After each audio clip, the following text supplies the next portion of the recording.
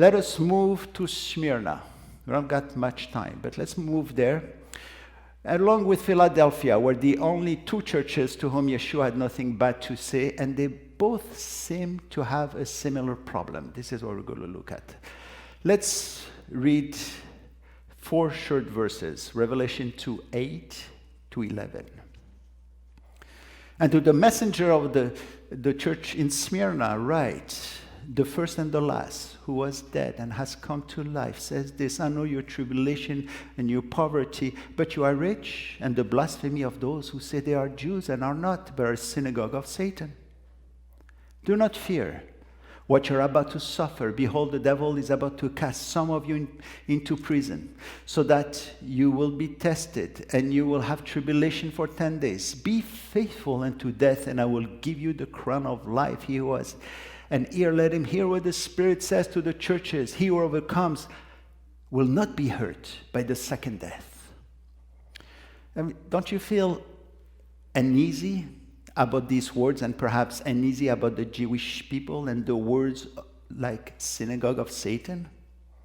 Wait, these words are not for the Jewish people. They are for those who want to replace them. Smyrna is the persecuted church.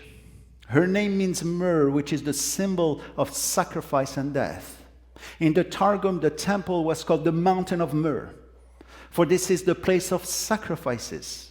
In the New Testament, it symbolizes the death of the Messiah. But who was persecuting this good congregation in Smyrna? These persecutors have been identified by the Messiah himself. These are the ones who say they are Jews and are not, but a synagogue of Satan. Who are they? The greater majority of Gentile commentaries on this passage, those throughout the last 2,000 years, including the modern ones, in fact, all of them except 2 of them that I know of, say that those who say they are Jews and are not are the Jewish people, the secular Jewish people, and their place of worship is the synagogue of Satan. They base their conclusion on passages like the one found in Romans 9:6, where Paul says, for they are not all Israel who are of Israel. Or Romans 2:28, for he is not a Jew who is one outwardly. And so they, the Gentile, the nominal church, think that they are the new Jews, the new Israel. And believing Israel became the false Jews, and they worship in the synagogue of Satan. But here we encounter the great irony of the history of the church, when those who are accusing others of being false Jews are the one who are being the false Jews. Like the one who sees a little speck in the other eyes, not realizing that he has a log, a cedar of Lebanon coming out of his eyes. First, what Paul was differentiating in both these passages of Romans was not Jews and Gentiles, but Jewish believers in Yeshua and non-believing Jews. He was fighting the Judaizers who pretended to be the real Jews. He was not comparing Israel and the Gentiles. And the definition of a Jew is a people. It's not a faith. Jew is not a title or a mission. It is a people with a definite ancestry. They could be good or they could be bad, but it's not a transferable title. If I'm a Jew, it is because I'm a descendant of Abraham, Isaac, and Jacob, not because I chose to be Jew. A Jew, that is. And notice, Abraham, Isaac, and Jacob, not only Abraham. Because another verse they quote is Galatians 3:7, which says, therefore know that only those who are of faith are sons of Abraham. But Paul is speaking of faith, not of becoming a Jew. The Edomites, by the way, are descendants of Abraham. If you believe you are a son of Abraham, good. But that doesn't make you a Jew. For you are not a son of Jacob, nor are you a son of Isaac. The Bible will often divide humanity into 2 distinct people, the Jews and the Gentiles, Israel and the nations. They are different, and one cannot jump from one to the other. By the way, we're one when we're in Christ. But still, there's a distinction. If there's anti-Semitism, I get it. You won't get it. But listen to what Jesus says again. The blasphemy of those who say they are Jews and are not, but are a synagogue of Satan. If then they say they are Jews and are not, then they are Gentiles who pretend to be Jews. Who today says that they are Jews when they are not? Who today says that they are Israel when they are not? But those who, and since the very beginning, have adopted the replacement theology and throughout 2,000 years have become the persecutors of the Jews.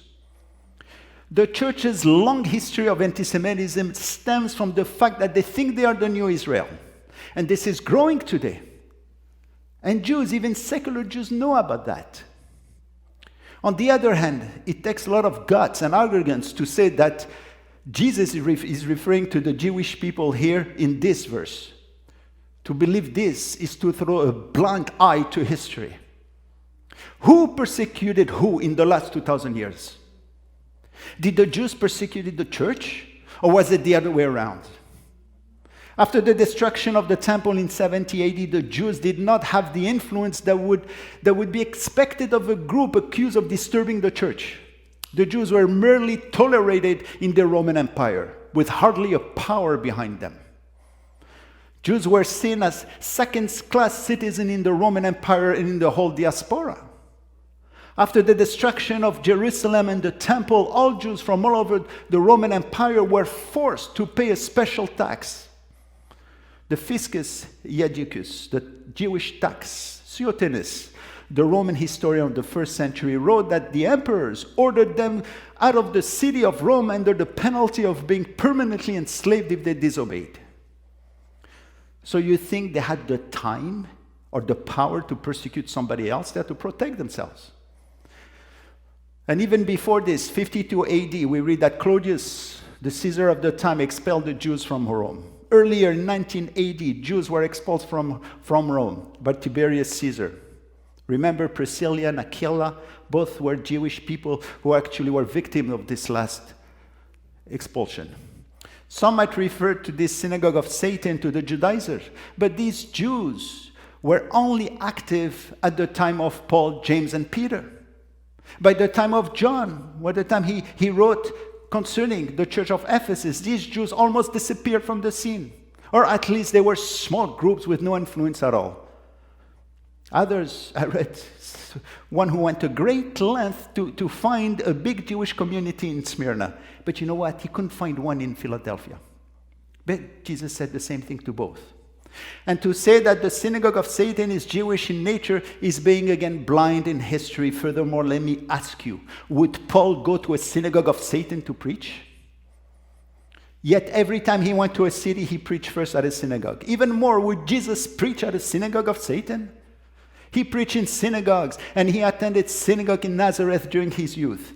How then they have the chutzpah, and you know this word now, right? The chutzpah, to say that today the synagogue of Satan is the synagogue of the Jews.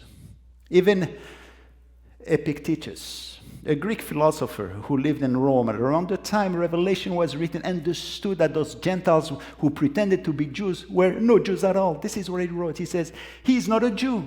He's only acting the part. And remember the Didache, the oldest handbook of doctrines and biblical living written at around the same time. You know, this book was filled with advice against persecutors, like false teachers, like false apostles, false prophets. Did you know that the word Jew is not mentioned once in there? Who are those who say they are Jews but are a synagogue of Satan? These are those who hate Israel and her people and think of themselves as a new Israel. And this is not you. It's not you, by the way. It follows the biblical history. We find the same desire to usurp.